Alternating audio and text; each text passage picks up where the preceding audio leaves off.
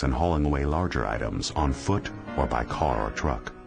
Finally, the white rioters set the homes and other buildings on fire, using torches and oil-soaked rags. When the Tulsa Fire Department showed up to douse the flames, they were turned away at gunpoint by the angry mob.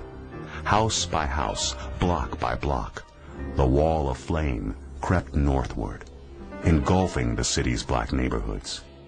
The city had been allegedly involved in the riot in that they had deputized the state troopers and others and had made it possible to come and join in the melee against the blacks in Tulsa.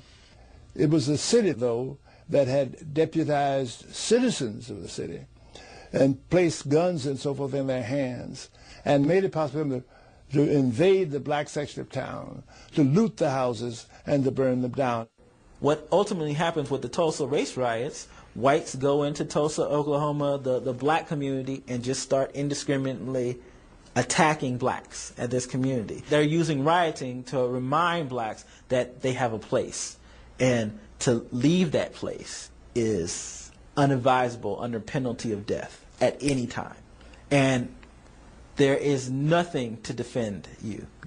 No white people are going to be tried for the murder of a black person.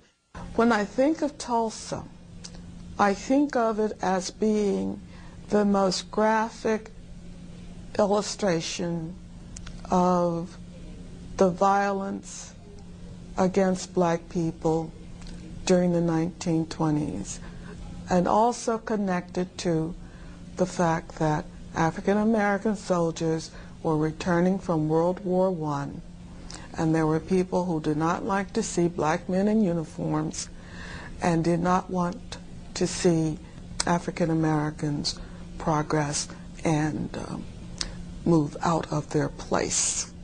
And so Tulsa then became a symbol to the white community that blacks were moving out of their place. And that's why they had to be destroyed. In the end, 13 whites and an estimated 300 blacks had been killed. Many were buried in mass graves. The total destruction of Greenwood became apparent as the black Tulsans were released from their imprisonment and returned to their homes and businesses burned to the ground. Nearly 10,000 Tulsans, almost the entire black community, was now homeless. Despite the heroic efforts of the Red Cross, thousands of them spent the winter of 1921 living in tents. And my mother, in reading the paper, discovered that there had been a race riot in Tulsa and that there were many casualties. But she still hadn't heard from him and did not know whether he was in the riot, and if he was, whether he was living or dead. She just didn't know.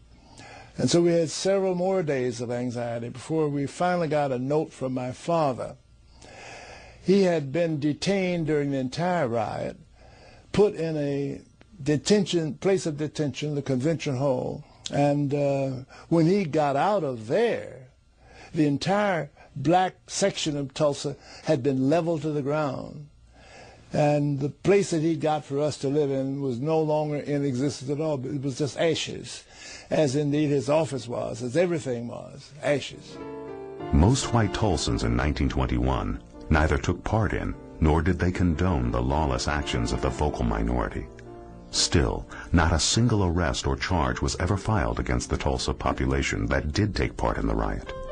And the first commission convened a few years later by the state of Oklahoma to investigate the causes of the 1921 Tulsa riot put the blame solely on Tulsa's black community. It took 8 decades for the true story to be told, when in 1997, Oklahoma Governor Frank Keating reopened the commission to examine what really happened and why.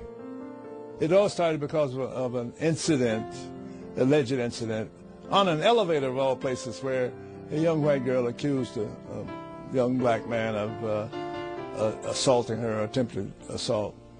That case had already been tried, and he'd been acquitted, and then he was retried, though, after the riot, and he was acquitted again. There was no evidence against him. But the loss of property and of lives, several hundred people were killed, and most of the area where African Americans lived was leveled to the ground, absolutely leveled to the ground. In 1921, in Tulsa, Oklahoma, Freedom's song had struck a dissident chord. But from the ashes of Tulsa's Black Wall Street, the dream of freedom would rise again. In the coming decades, Freedom's song would be heard in Tulsa, and indeed, everywhere throughout America.